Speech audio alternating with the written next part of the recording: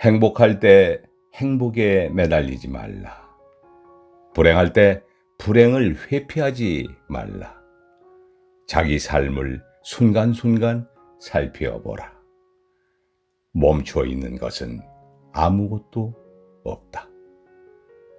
네, 여러분 안녕하세요. 반갑습니다. 책 읽어주는 탤런트 송기훈입니다. 네, 얼마 전에 제가 소개해드린 법정 스님의 스스로 행복하라라는 책에 이어 오늘은 다연에서 펴내고 법정 스님의 글과 말씀을 책으로 쓴 정찬주의 명상록 법정 스님 인생 응원가라는 책을 소개해드리겠습니다. 네, 이 책을 읽고 있으니 고즈넉한 저녁 조용한 암자에서 법정 스님의 가르침을 받는 것 같은 느낌이 듭니다. 이 책은 법정 스님의 제가 제자 정찬주 작가가 2020년 입적 10주기를 맞이해 스님을 추모하며 작가가 평소에 표시하거나 메모해 두었던 스님의 말씀과 글들을 엮었습니다. 책 겉표지에 있는 50대 후반으로 보이는 법정 스님의 흑백 사진을 보고 있으니 스님에 대한 그리움이 솟구칩니다. 저자는 선의지와 깐깐한 지성이 묻어있는 이 사진이야말로 영락없는 스님의 평소 얼굴이라고 합니다. 언제나 스님의 말씀은 우리의 마음을 위로하고 인간과 삶에 대한 깨달음을 주시는 것 같습니다. 비록 스님의 법체는 한 줌의 재와 흙이 되었지만 말씀만은 살아서 이 혼탁한 시대에서 헤매는 우리에게 여전히 큰 울림이 되고 있습니다. 자, 그럼 책 속으로 들어가 볼까요? 행복은 자기 자신이 만든다. 마중물 생각. 새벽 2시 30분 마당가 연못에서 들려오는 개구리 합창 소리를 듣고 눈을 떴다. 무척 기다리고 있었으므로 반가워서 잠자는 아내를 깨워 함께 들었다. 봄이 왔어요. 봄이 왔어요 하는 합창 소리였다. 그러고 보니 오늘이 입춘이다. 아내가 쓴 풀로 현관문과 사랑방에 입춘방을 붙이고 나서 만상 입춘대길 지상 건양다경의 뜻을 내 나름대로 풀이해보고 있다. 온갖 것에 봄이 오니 좋은 일이 크게 드러나고 온 땅 위에 밝음이 들어서니 경사가 많아지리라. 행복은 누가 갖다 주는 것이 아니라 내가 만들어가는 것이라고 법정 스님께서 누누이 말씀하셨다. 행복하다고 생각만 해도 행복해지는 것이 행복의 법칙인 듯하다. 반대로 불행하다고 생각하면 불행해지는 것이 불행의 법칙이다.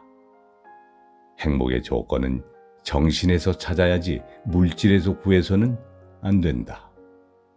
정신은 영혼의 해방구이고 물질은 소유의 감옥이기 때문이다. 긍정과 배려, 평화와 자유, 내면의 성장, 소욕, 지족, 주체적인 삶, 고마움과 감사, 공감과 교감, 관조와 사유, 심신의 건강 등등이 행복한 에너지를 주는 필요 조건들이 아닐까. 생각과 태도를 바꾸면 누구나 행복해질 수 있다. 행복하려면 행복해지는 습관을 만들어야 한다. 습관은 내 운명을 결정짓는 상수이다. 변수가 아니다. 스님의 말씀과 침묵. 인간이 사유하게 된 것은 모르긴 하지만 걷는 일로부터 시작됐을 것이다. 한 곳에 멈추어 생각하면 맴돌거나 망상에 사로잡히기 쉽지만 걸으면서 국리를 하면 막힘없이 술술 풀려 깊이와 무게를 더할 수 있다. 위대한 철인이나 예술가들이 즐겨 산책길에 나선 것도 걷는 데서 창의력을 일깨울 수 있었기 때문일 것이다. 단순한 삶이 마음을 편하게 하고 본질적인 삶을 이룬다. 가구나 실내 장식도 단순한 것이 부담이 적고 실증도 덜 난다. 인간관계도 복잡함보다 단순한 것이 보다 살뜰해질 수 있다. 우리는 일시적인 충동, 변덕, 기분, 습관에 의해 지배당하고 있다. 이런 흐름에서 헤어나려면 밖으로 눈을 팔 게 아니라 자기 자신을 맑게 들여다보는 새로운 습관을 길러야 한다. 행복의 조건은 결코 크거나 많거나 거창한 데 있지 않다. 그것은 지극히 단순하고 소박한 데 있다. 조그마한 일을 가지고도 얼마든지 행복해질 수 있다. 조촐한 삶과 드높은 영혼을 지니고 자기 인생을 살 줄 안다면 우리는 어떤 상황에서도 행복해질 수 있다. 적거나 작은 것을 가지고도 고마워하고 만족할 줄 안다면 그는 행복한 사람이다. 현대인들의 불행은 모자람에서가 아니라 오히려 넘침에 있음을 알아야 한다. 모자람이 채워지면 고마움과 만족할 줄 알지만 넘침에는 고마움과 만족이 따르지 않는다. 우리가 불행한 것은 가진 것이 적어서가 아니라 따뜻한 가슴을 잃어가기 때문이다. 따뜻한 가슴을 잃지 않으려면 이웃들과 정을 나누어야 한다. 뿐만 아니라 동물이나 식물 등 살아있는 생물들과도 교감할 줄 알아야 한다. 누구나 바라는 행복은 어디서 오는가? 행복은 밖에서 오지 않는다. 행복은 우리들 마음속에서 우러난다. 오늘 내가 겪은 불행을 누구 때문이라고 생각하지 말라. 남을 원망하는 그 마음 자체가 불행이다. 행복은 누가 만들어 갖다 주는 것이 아니라 내 자신이 만들어 간다. 갈무리 생각. 긴 여행을 떠나기 전에 13살 된 검둥이가 숨을 거두었다.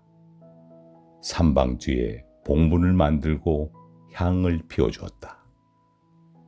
아내는 한글로 된 반야심경을 읽어주었다. 여행하는 우리들의 발걸음을 가볍게 해주려고 녀석이 눈을 앞당겨 감았는지 모르겠다. 아내는 그렇게 주장하지만 나는 반신반의했다. 녀석이 눈을 감기 5분쯤 전에 비가 오려고 해서 녀석을 안고 추녀 및 토방에 옮겨주었는데 그것이 나에게 조금이나마 위로를 줄 뿐이다. 영원한 작별 전에 한 번 껴안아 주었으니까. 생명이 다해가는 녀석의 체온과 무게를 느꼈으니까. 한 달 만에 여행에서 돌아왔는데 녀석은 산방에서 여전히 한 자리를 차지하고 있는 듯했다.